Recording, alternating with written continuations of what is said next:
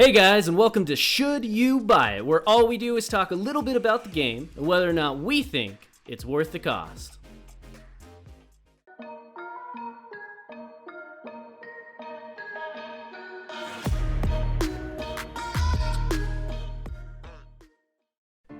In this episode, we'll be playing Satisfactory, the open-world logistics game where your goal is to build an ever-growing factory in order to supply the required resources to the enormous space elevator.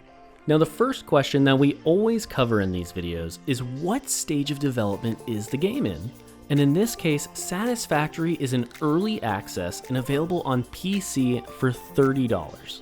Now, at first glance, Satisfactory may seem like a better version of a little well-known game called Factorio, but I would argue otherwise. While Satisfactory may be similar to Factorio, I would say it's no more similar than an apple is to an orange. Apples and oranges may both be fruit, but have very different looks and flavors on the inside. So what is Satisfactory? Let's start off with talking about one of the most important parts of the game.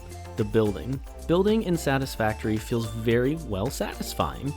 In the beginning of the game, you may have a small, minor, and maybe a furnace, but as the game progresses, you unlock more and more of the structures and need more and more resources in order to build them. By the time you're halfway through the game, you may find that you've developed a massive factory that's 3 stories high and has 5, 10, maybe 20 mining facilities set up to supply it. Of course though, since this is a logistics game, if you are not careful, you'll find yourself in a world of spaghetti, resulting in you being unable to find your resources in the products that you're trying to produce. Now, the logistics portion of the game is very straightforward in the beginning. You mine, say, 30 ore per minute and put that into a furnace, which also smelts 30 ore per minute. Pretty straightforward, right? Well, not really. You see, as you progress through the game, you get better and better versions of the same structures that you previously had. Suddenly, you now have 120 ore being produced per minute, but your belt going into the furnace can only move 60, and the smelter only smelts 30, so you have to split the track multiple times and upgrade others in order to keep up. By the time you're in the late game, most players, including myself, tend to find themselves in a complete mess and confused as to where everything is going and exactly how much of it that they have. Although, I would say that this is where the game really shines. Now, Satisfactory doesn't hold your hand too much, but it does ease you into the game.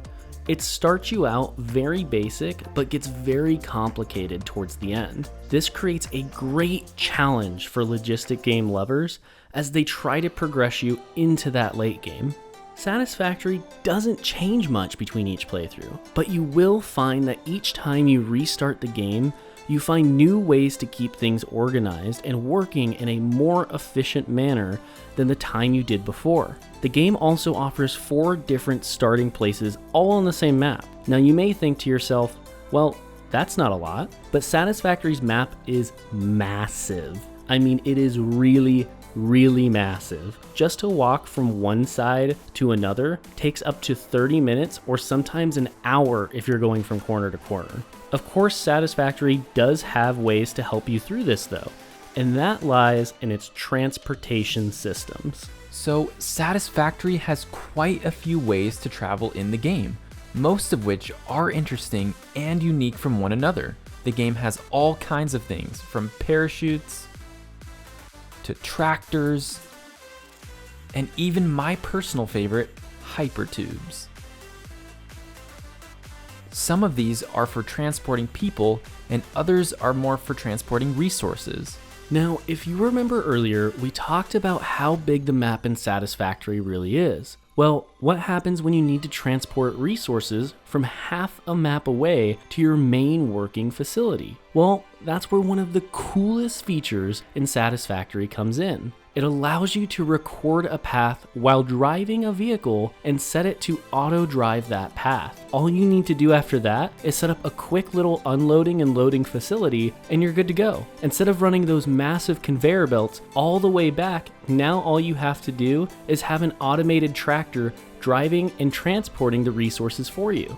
Something else worth mentioning is Satisfactory's combat and exploration systems. In some logistics games like Factorio, they allow you to turn these combat systems up or down in the settings. Sadly, Satisfactory doesn't do this. While it does still have combat, it feels as though it's buggy or unbalanced in our experience. It really ended up being more of a nuisance than an actually enjoyable thing for us. I would love to see them add in some sort of defensive system like Factorio has. Otherwise, in my personal opinion, I would really like to just see an option to turn this part of the game off. Now, the exploration aspect of the game was really awesome. The game has two main biomes, the desert and the forest biome.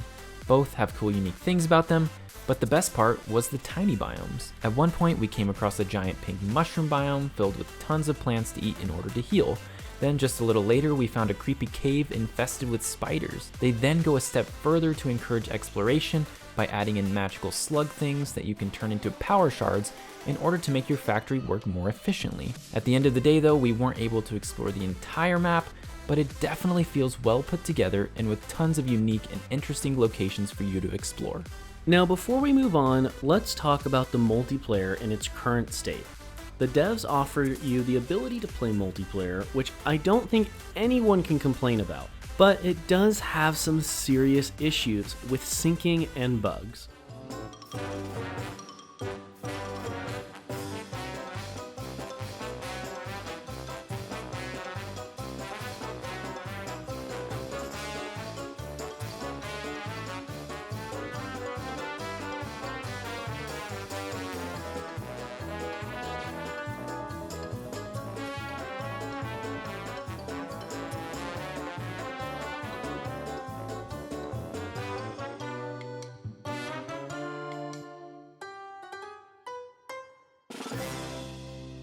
It was nice to be able to play with friends though, and we only had one bug or two that really slowed us down. The devs, however, made it clear right away that Satisfactory is more broken on multiplayer than in single player though. So if you are planning on playing the game solo, I wouldn't worry too much, as the bugs and desyncing problems seem to be all but non-existent in the single player gameplay. So now it's time for the pros and cons for the game. First off, for the pros, we have that the graphics felt very refreshing, especially in a genre where the graphics tend not to always be up to date. Next would be the fact that the game offers some unique mechanics, such as the hypertubes. Another thing would be that the game offers a more relaxed experience, giving the player an environment to be creative and innovative without feeling pressure or stress from any major threats. The game also offers a solid tutorial that teaches without holding your hand the whole way. And finally, Satisfactory offers a 3D experience in a genre mostly dominated by 2D graphics. Now for the cons.